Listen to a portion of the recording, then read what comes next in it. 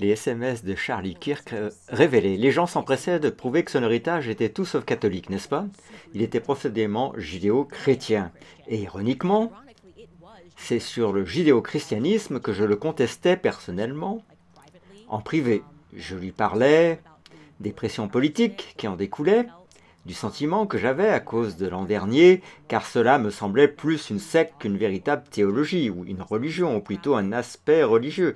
Et c'est en février de cette année que, sans prévenir, c'est lui qui m'a envoyé un message pour me dire « Je suis désolé » et m'a dit « Le catholicisme sonne de mieux en mieux en février 2024 ». C'est à ce moment-là que nous avons commencé à en discuter.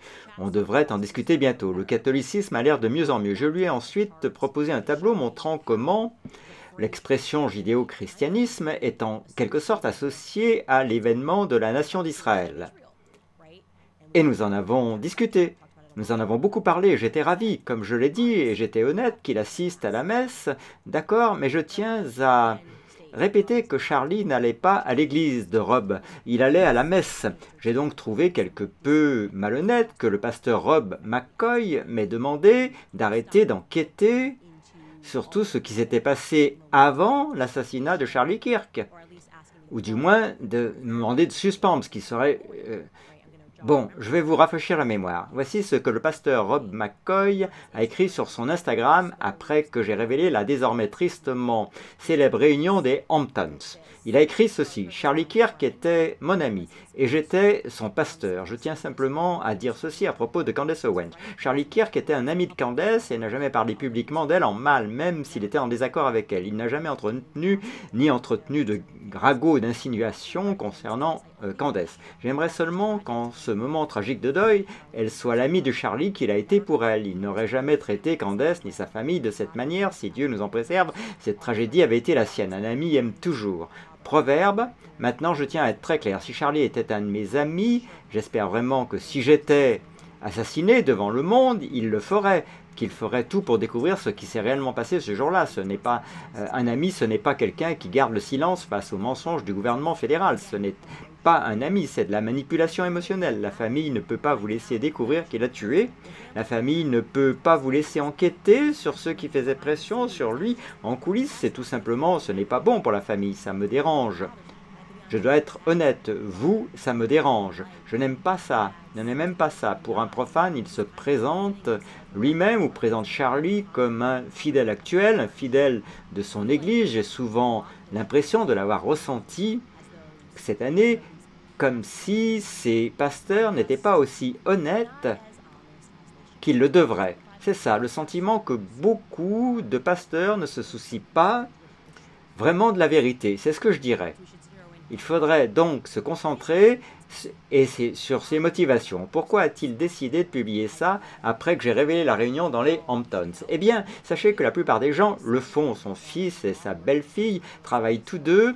Donc, que vous le vouliez ou non, ils ont un intérêt financier dans l'avenir de l'entreprise. Ils dirigent le département religieux. La foi de Charlie et son orientation auraient donc une réelle importance, n'est-ce pas?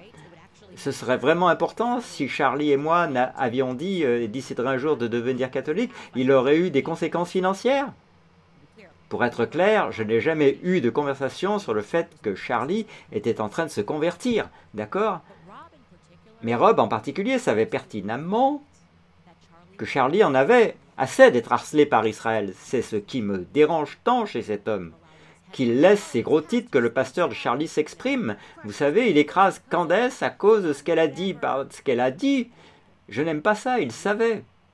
Et d'autres savaient que Charlie en avait assez d'être harcelé par Israël, et je vais maintenant vous en donner la preuve. Il s'agit d'une véritable discussion de groupe qui a eu lieu 2 jours avant l'assassinat de Charlie Kirk. Il y avait 9 personnes sur cette discussion, dont Charlie et Rob McCoy. Je vais garder confidentiel les noms des 7 autres pour l'instant. Pour être clair, je divulguerai peut-être un nom chaque jour par semaine, mais je tiens à montrer ceci, car il suffit de dire que Rob McCoy était présent sur ce fil de discussion, et le fait qu'il m'attaque pour avoir dit la vérité sur la pression qu'il subissait m'aide à le contextualiser. Regardez, Charlie écrit dans ce groupe de discussion, il vient de perdre un autre donateur juif important, 2 millions par an, parce qu'on refuse de boycotter Tucker Carlson. Je pense inviter Candace. Quelqu'un écrit, Charlie écrit, les donateurs juifs tombent exactement dans tous les stéréotypes. Je ne peux pas et ne veux pas être harcelé comme ça. Ce qui ne me laisse pas d'autre choix que de quitter la cause pro-israélienne. Puis quelqu'un écrit, un donateur, s'il vous plaît, n'invitez pas Candace, c'est peut-être bien, mais pas à long terme. À mon avis, comme dans tous les groupes, on entend des opinions très diverses. Ce sale libre arbitre que Dieu nous a accordé rend la vie parfois frustrante. Donc, encore une fois, c'était 48 heures avant l'assassinat de Charlie Kirk, il a été très clair et très explicite, et il n'a pas reculé, ni lors d'une réunion dans les Hamptons au sujet de tout le monde, ni dans cette discussion. Je ne vais pas révéler les noms des 7 autres. En fait, vous en savez quoi, je n'étais même pas... ajoutons Josh Hammer pour le fun, il est sur ce chat, ok? Alors, qu'est-ce qu'on doit en penser?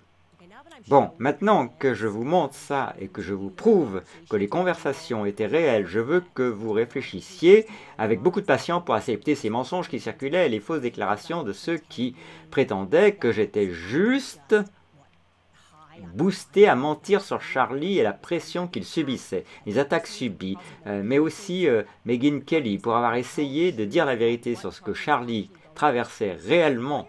Mais pourquoi entendez-vous cela de la part de moi, de Tucker Carlson et de Megyn Kelly? C'est bizarre, vous avez des présentateurs d'émissions. Ont-ils par exemple fait une chose honorable, dit ouvertement, vous savez quoi? Certains de ces donateurs qui lui ont fait vivre un enfer ces dernières semaines, pourquoi ne l'ont-ils pas fait? Il y a aussi un rabbin dans cette... Pourquoi personne n'a-t-il au moins tenté de confirmer ce que j'ai dit sur ce qu'il traversait? Cela me paraît très suspect. Franchement, c'est suspect. Cela me fait penser que de la même manière que Charlie subissait la pression financière, vous pourriez être maintenant dirigé par ce même argent que ces mêmes donateurs pourraient vous diriger pour redresser la barre et vous concentrer sur l'éloge de Charlie comme quelqu'un qui n'a jamais bronché, qui n'a jamais douté une seule seconde de la cause israélienne. Maintenant, ils veulent vous faire croire que la façon d'honorer Charlie est de se taire, l'exact opposé de ce à quoi il a littéralement consacré sa vie. Répondre aux questions, turning point, répondre aux questions, c'est ce qu'il faisait à la seconde de sa mort, d'accord?